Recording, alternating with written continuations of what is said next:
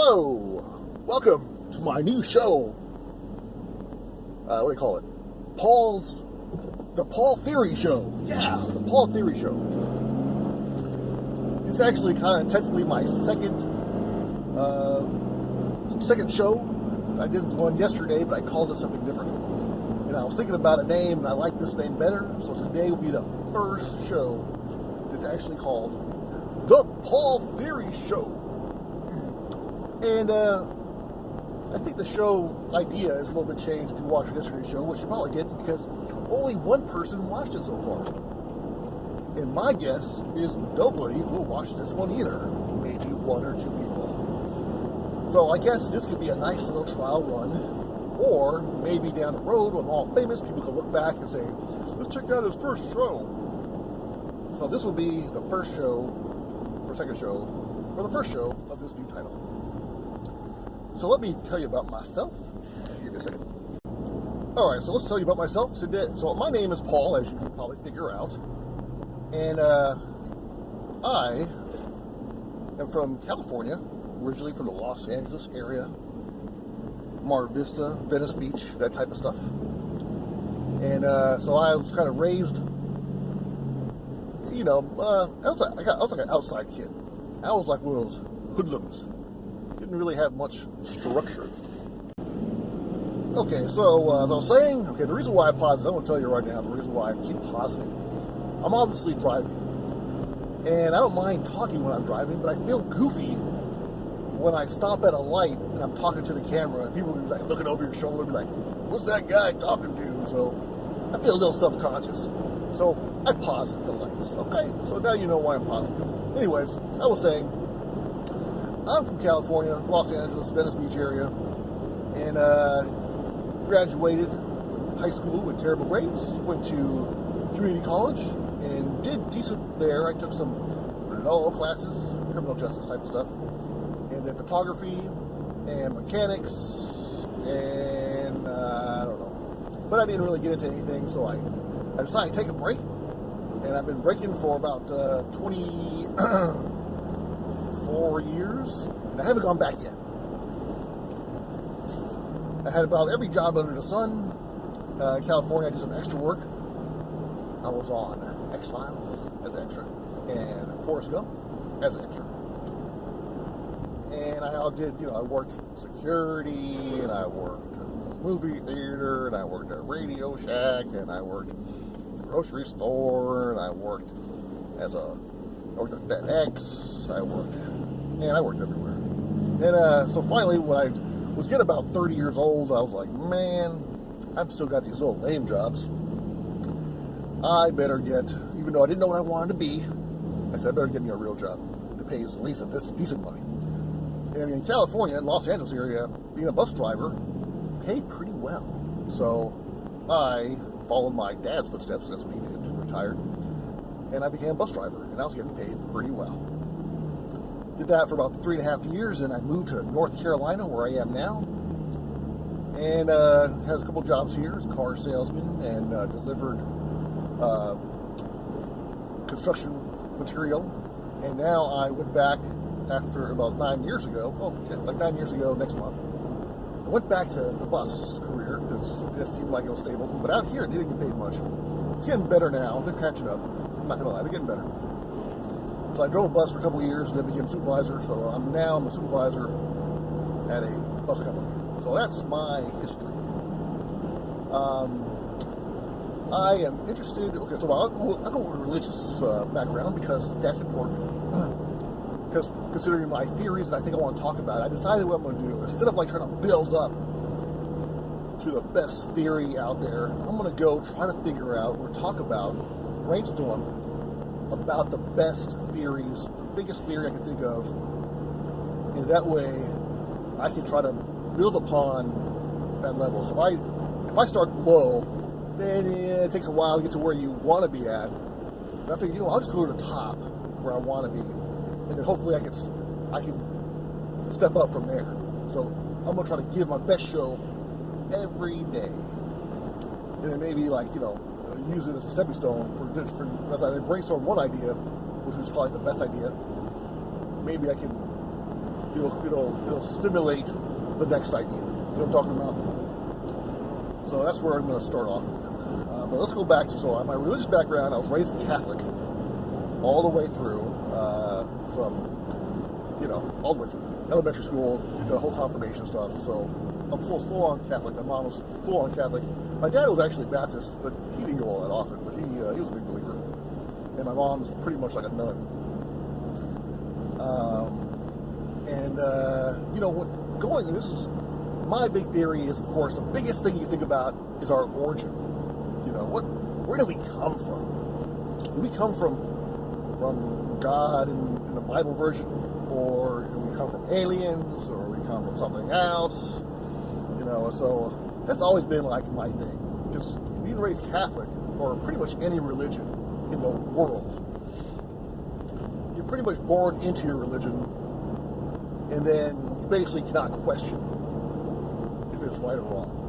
If you question it, pretty much in any religion, you're going to go to hell or something, or something bad. It's just some religions don't believe in hell, some religions do believe in hell.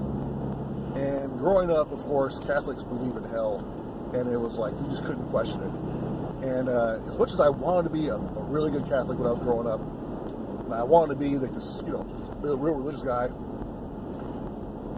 I kept, I guess my mind works logically, and there was like logic that wasn't connecting for me. Like some things weren't adding up, or I was seeing other potentials of the reason why things were happening in the stories of the Bible. And I kind of like tried to squash it as a kid. You don't want to like question anything. But so as I get older, the more logic was kicking in, and I was just getting less afraid to even like think about questioning some of the stories and other possibilities of why things were happening. And then also I started hearing about the origin of the Bible and how it was written, and that brought more questions and more questions and more questions. So now I got to the point where, I don't know. I'll just say right now, I'm agnostic. So it's not to be confused with atheist. Atheists believe there is no God. When you die, you die. I don't believe that. I'm agnostic, meaning I don't know what happens afterwards. Could be something, could be nothing, could be exactly the Bible, could be exactly in a Muslim religion or the Hindu. It could be something that's already been, thought out and been organized and all this. It could be something like that. Which one is right? I don't know. Is any of them right? I don't know. So my thing is, I just don't know. I do think there is more to life, more to all this existence than just life. So I do think there's something happens after you afterwards. There was something beforehand, something afterwards. It's like energy. They say you can't create it, you can't get rid of it. It's just out there. It seems like there's intelligent design, so I'm leaning towards there is an intelligent design. What is that intelligence? I don't know. The one book that I read that really resonated to me was The Power of Now by, I forgot the guy's name. Nothing about me. I'm terrible with names. I apologize. You're going to have to look stuff up. Or maybe I'll try to add it in later into the bottom. But I'm not good with names. So, The Power of Now is the name of the book. I read that book, and it really hit home to me. So, I feel in my gut that that's more leaning to the right way. And I actually even had an experience. I didn't go so far. You're all going to think I'm crazy. And if you're still here, well, then again, like I said, I don't think anybody's watching, so it doesn't really matter. But the one I was reading the book, at one point in the book, I was like so like in an I would say enlightened state or in a meditative state where I really feel like I was getting sucked out of my body and it's about ready to shoot out into space. And I really felt like I was going to go that. I felt like I had to hold on to reality because I was going to get sucked out. Now I was totally sober. I wasn't high or taking any kind of ecstasy or anything, nothing, or But I did feel I had that feeling, and but when it happened, it scared me, and I like basically didn't let it happen. And what was that comedian name? terrible names. Anyway, there's a comedian, that one guy, he's with a mask, and he was a Fire Marshal Bill. Let me tell you something. I don't know, I forgot his name all of a sudden. Well, he's all into that spirituality thing, which I really admire. I don't know if he's gone too far off the deep end at this point. I don't know. He does seem kind of crazy at points. But a lot of things he says actually does seem really like it does make sense. And I guess you could have that. I guess, you could have a person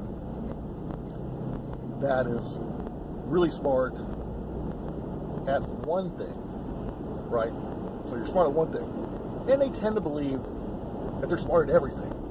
So if you meet somebody that's a genius at mathematics, that guy might get and then he might get praised for his work and praised for this and that and the other thing because of his mathematics.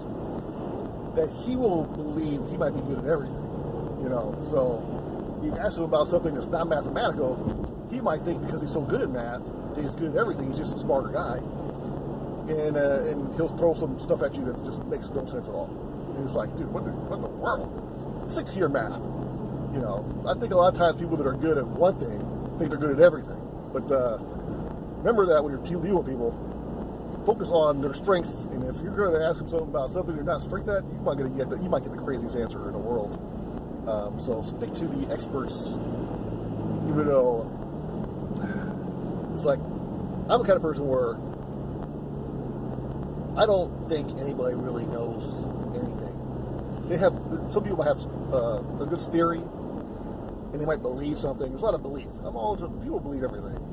But knowing is different. And I don't think nobody knows anything about anything. So, I guess, it's like if you've done something 100 times, and 100 times it works out, you think you know it. But at some point, something might throw a wrench in the whole thing, and you're like, yeah, question everything.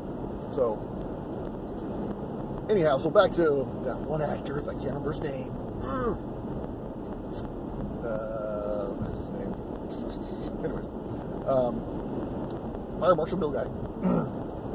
So I think he gets good ideas. I think he gets tuned in, he gets some good ideas, and then so those good ideas you listen to. You're like, yeah, makes sense. But then I think maybe in other states he might not be tuned in, but he thinks he is, and he'll start talking. And what he's saying at that point makes no sense at all. You got to throw that part of it away. And I think it goes with everyone.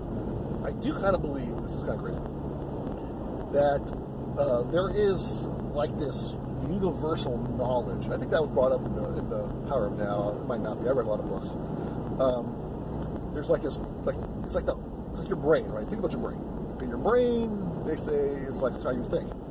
But I'm almost kind of the impression that your brain is not what makes you think. It's more like an antenna. It's like a receiver.